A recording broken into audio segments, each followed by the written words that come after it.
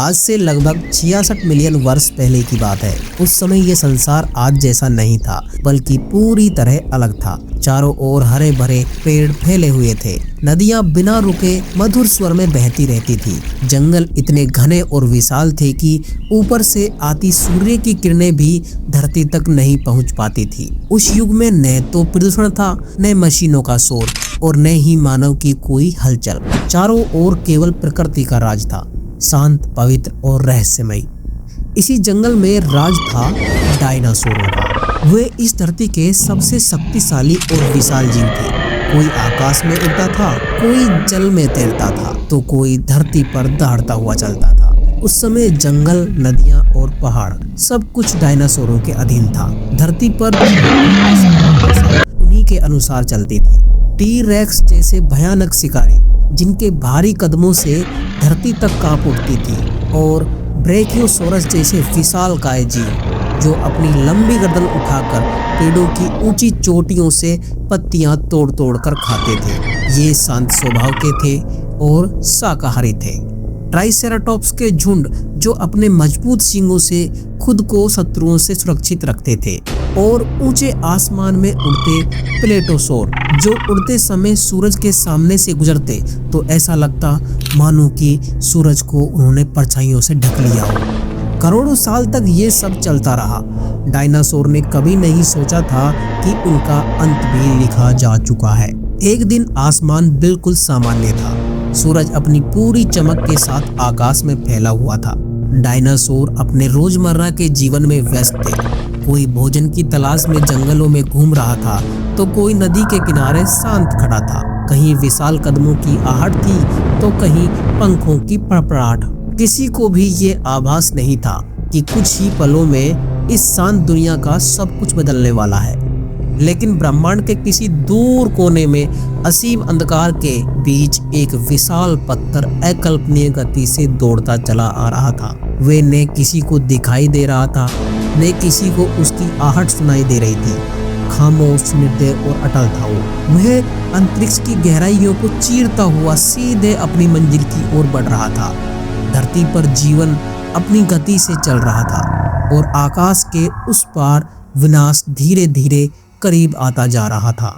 ये पत्थर करोड़ों वर्ष से अंतरिक्ष की गहरी खामोशी में अकेला भटकता चला आ रहा था। न कोई आवाज, न कोई चेतावनी, बस अंधकार को चीरती हुई एक अनदेखी यात्रा, जिसका अंत धरती पर लिखे गए सबसे बड़े परिवर्तनों के रूप में होने वाला था। धीरे धीरे पृथ्वी के और भी करीब आता चला गया। नीले ग्रह की आकृति अब उसे साफ दिखाई देने लगी थी। अंतरिक्ष की खामोशी टूटने वाली थी, और एक अनदेखा संकट धरती की ओर बढ़ चुका था। रात के गहरे अंधेरे में अचानक पूरा आसमान चमक उठा। एक जलता हुआ तारा दिखाई दिया जो तेजी से नीचे की ओर बढ़ रहा था। लेकिन वे साधारण तारा नहीं था। वे आग की लपटों में घिरा हुआ विनाश का संदेश लेकर सीधे धरती की ओर आ रहा था। ये था एक एस्टेरॉयड, लगभग 10 किलोमीटर चौड़ा, पहाड़ से भी विशाल। वे हजारों किलोमीटर प्रति घंटे की भयावह रफ्तार से अंतरिक्ष को चीरता हुआ पृथ्वी की ओर बढ़ रहा था। उसकी गति इतनी तेज थी कि हवा उसके चारों ओर जल उठी। आग की लपटों में घिरा हुआ वे मानो आसमान को जला रहा था। धरती पर किसी को भी ये अंदाजा नहीं था कि कुछ ही क्षणों में जीवन का इतिहास हमेशा के लिए बदलने वाला था। जैसे ही वे वायुमंडल में दाखिल हुआ, हवा जल उठी। आसमान में आग की लपटें फैलने लगी। पूरा आसमान दहकते हुए रंगों से भर गया। धरती कांपने लगी, हवा चीख सी उठी, और फिर एक ऐसा पल आया जिसने इतिहास को 2 हिस्सों में बांट दिया। धरती के इतिहास का सबसे भयानक पल आ चुका था। एक ऐसा क्षण जिसने करोड़ों वर्षों से पनपते जीवन को पल भर में थाम लिया। समय मानो रुक गया, प्रकृति सन रह गई, और धरती अपने सबसे बड़े इम्तिहान के सामने खड़ी थी। एस्टेरॉयड आज के मैक्सिको के युकातान प्रायद्वीप से सीधे टकरा गया। टकराव इतना भयानक था कि धरती की सतह फट गई। एक पल में हजारों परमाणु बमों से भी ज्यादा ऊर्जा एक साथ मुक्त हो गई। समुद्र उबल उठा, जमीन कांपने लगी, और उस स्थान पर एक विशाल गड्ढा बन गया जिसे आज हम चिक्सुलुक क्रेटर के नाम से जानते हैं। ये सिर्फ एक टक्कर नहीं थी, ये धरती के इतिहास को हमेशा के लिए बदल देने वाली घटना थी। टकराव की वह भयानक आवाज़ पूरी पृथ्वी पर गूंज उठी। ऐसा लगा मानो धरती स्वयं चीख पड़ी हो। उस एक क्षण में इतनी प्रचंड ऊर्जा निकली कि करोड़ों परमाणु बम एक साथ फटने जैसे हालात बन गए। जमीन हिल गई, समुद्र थरथरा उठे और आसमान आग और धुएं से भर गया।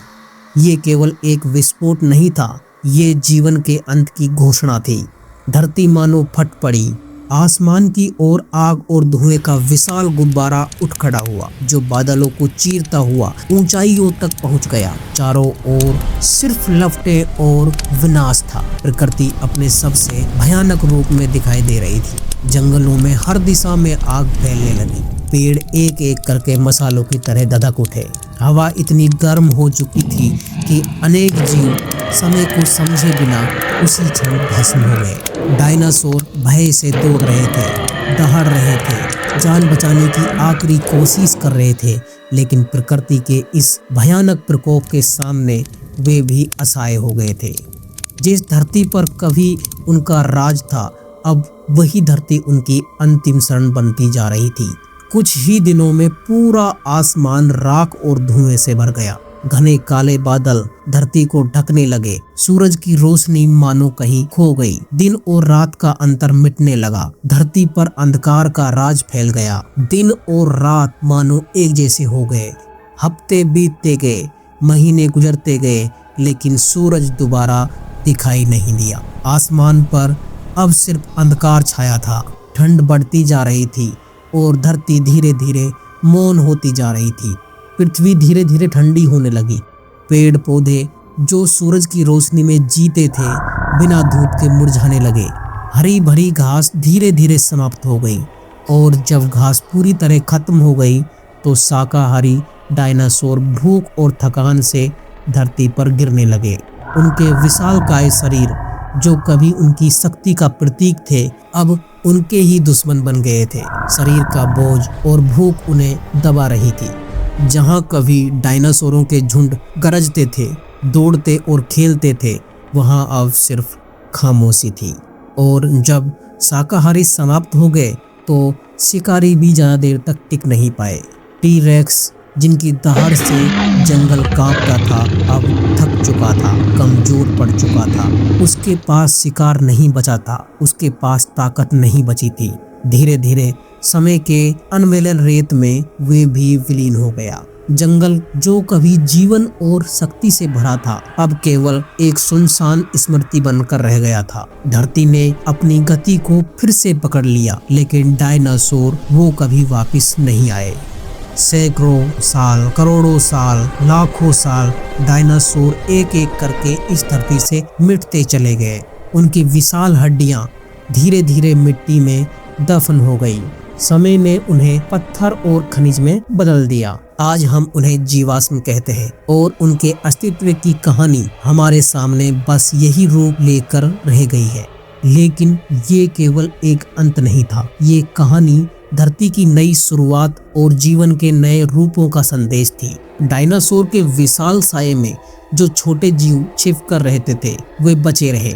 चूहे जैसे छोटे स्तनधारी जो अंधेरे में रहने के आदी थे, जो कम भोजन में भी अपना जीवन चला सकते थे, वे डर और सावधानी से घूमते थे। धरती के इस नए भयावह युग में अपने अस्तित्व को बचाने की हर संभव कोशिश कर रहे थे। ये छोटे जीव अगले समय में धरती पर जीवन की नई कहानी लिखने वाले थे। डायनासोर के अंत के साथ धरती बिल्कुल खाली हो गई।